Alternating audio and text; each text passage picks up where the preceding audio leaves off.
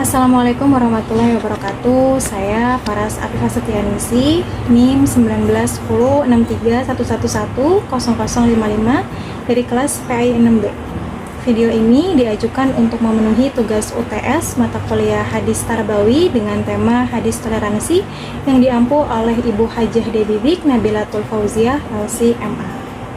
Dalam salah satu hadis, Rasulullah Shallallahu Alaihi Wasallam bersabda, "Hadatsana Abdillah, hadatsana Abi, hadatsana Yazid, qala ana Muhammad bin Ishaq, an Dawud bin Husain, an Ikrimata, an ibni Abbas, qala qila li Rasulillahi Shallallahu Alaihi Wasallam, ayul adiyani ahabbu ilallah, qala al-hanifiyatu as-samha." Telah menceritakan kepada kami, Abdillah telah menceritakan kepada saya Abi, telah menceritakan kepada saya Yazid berkata, telah mengabarkan kepada kami Muhammad bin Ishaq dari Dawud bin Al-Husain, dari Ikrimah, dari Ibnu Abbas, ia berkata, ditanyakan kepada Rasulullah Shallallahu Alaihi Wasallam, agama manakah yang paling dicintai oleh Allah? Maka beliau bersabda, Al-Hanafiyatu as-samha, yang lurus lagi toleran. Hadis riwayat Bukhari. Al-Hanifiyah di sini maksudnya adalah lurus dan benar. As-samhah adalah penuh dengan kasih sayang dan toleran. Jadi agama Islam ini merupakan agama yang berorientasi pada semangat ya, mencari kebenaran gitu secara toleran dan lapang. Dalam mensyarahkan hadis ini, Ibnu Hajar Al-Asqalani mengatakan bahwa agama itu mudah atau toleran. Maksudnya di sini adalah agama Islam memberikan kemudahan kepada para pemeluknya dan juga umat manusia gitu dalam menjalankan kehidupan di dunia. Bahkan kemudahannya mengalahkan agama yang lain. Allah Subhanahu wa Ta'ala yang Maha Bijaksana menghilangkan kesulitan yang ada pada umat terdahulu. Sebagai contoh, cara taubat umat terdahulu adalah dengan bunuh diri, sedangkan Islam sekarang gitu cara taubatnya dengan memenuhi 3 syarat. Yang pertama, meninggalkan perbuatan, tidak mengulangi lagi gitu, dan menyesali perbuatannya. Ibnu Hajar Al-Asqalani juga menjelaskan bahwa agama yang paling disukai di sini maksudnya adalah karakter agamanya. Allah menyukai karakter agama yang mudah, yang toleran.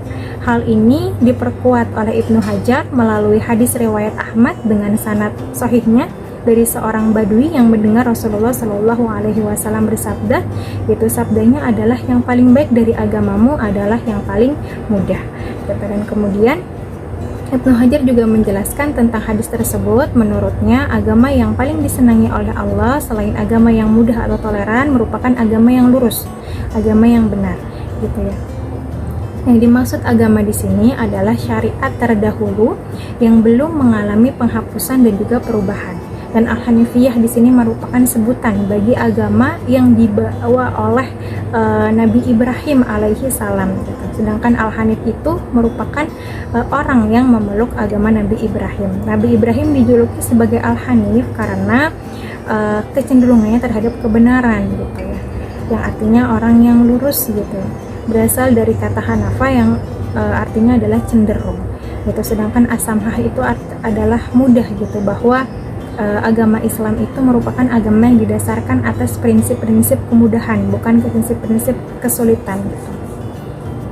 Terdapat banyak sekali ayat Al-Quran yang menjelaskan gitu ya, bahwa Islam merupakan agama yang dibangun atas dasar kemudahan, seperti contohnya di dalam Quran surat Al-Hajj ayat 78 yang bunyinya, A'udzubillahi minasyaitonirrajim, Bismillahirrahmanirrahim, huwajtabakum wa ma ja'ala 'alaikum fid dini min haraj, yang artinya dia telah memilih kamu dan dia sekali-kali tidak menjadikan untuk kamu dalam agama itu suatu kesempitan gitu. Dan dalam ayat lain ya, Al-Baqarah gitu, surat Al-Baqarah ayat 185 juga Allah berfirman, ridallahu bikumul yusra wa ma yuridu bikumul usra, Allah menghendaki kemudahan bagimu gitu dan tidak menghendaki kesukaran bagimu.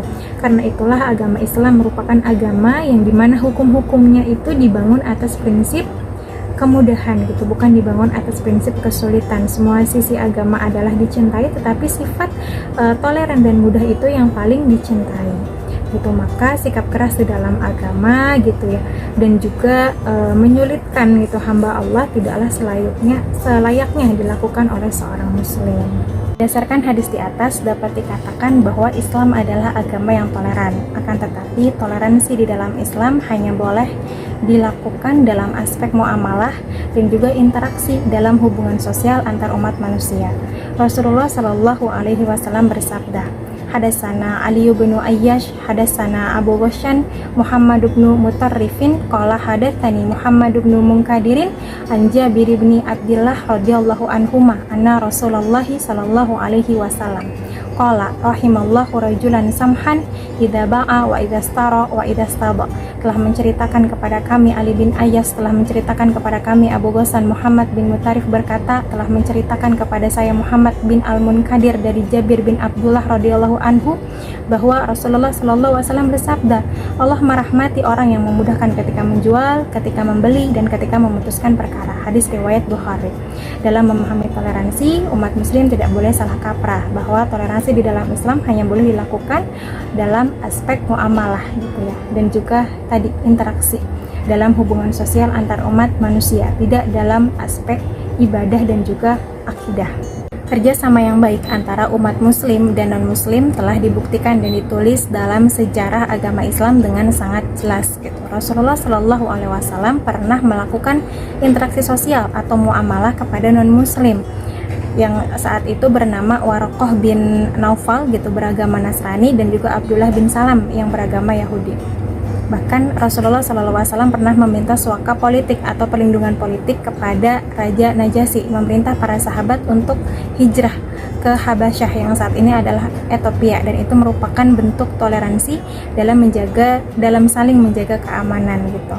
Nah, dari hal tersebut kita mengetahui bahwa agama itu sekalipun memiliki nilai-nilai toleransi, kemudahan, keramahan, dan kerahmatan gitu ya, yang sejalan dengan keuniversalannya, sehingga sangat relevan gitu ya di setiap tempat maupun zaman bagi setiap kelompok masyarakat dan umat manusia. Nilai-nilai pendidikan yang terkandung di dalam hadis diantaranya yang pertama yaitu menunjukkan anjuran untuk toleransi dalam interaksi sosial dan menggunakan akhlak mulia dan juga budi pekerti luhur gitu dengan meninggalkan kekikiran terhadap diri sendiri. Kemudian yang kedua, menganjurkan untuk tidak mempersulit manusia dalam mengambil hak-hak mereka serta menerima maaf dari mereka.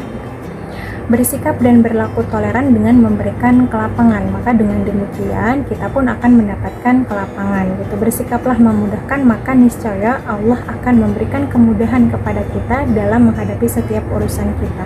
Maka kita pun tidak boleh mempersulit gitu ya dalam urusan kita terhadap orang lain gitu. Kemudian menghargai pendapat atau prinsip hidup yang berbeda. Allah menciptakan manusia beragam dan tentu memiliki pola pikir dan juga kepercayaannya masing-masing. Maka setiap manusia itu diberikan kebebasan untuk berbuat, berkehendak, bergerak gitu ya, menurut dirinya sendiri dan juga dan juga kebebasan dalam memilih kepercayaan gitu. Dan sebagai sesama manusia hendaknya kita saling menghargai satu sama lain gitu. Inilah hakikatnya hidup sosial. Terus yang keempat, tidak memaksakan kehendak atau pendapat kita kepada orang lain. Di dalam agama Islam gitu ya, seorang muslim tidak boleh melakukan pemaksaan pada kaum agama lainnya karena hal ini bertentangan dengan firman Allah gitu dalam Quran surat Al-Kafirun ayat 1 sampai 6 gitu. Kemudian yang kelima, menjaga hubungan baik ya dengan orang lain yang berbeda suku, ras, golongan, bangsa gitu. Kemudian yang terakhir, mempertegas jati diri selaku seorang muslim gitu dengan jati diri yang baik, dengan jati diri yang santun, tegas, serta mampu mengayomi setiap orang tanpa membeda-bedakannya. Nah, itulah nilai-nilai pendidikan yang terkandung di dalam hadis.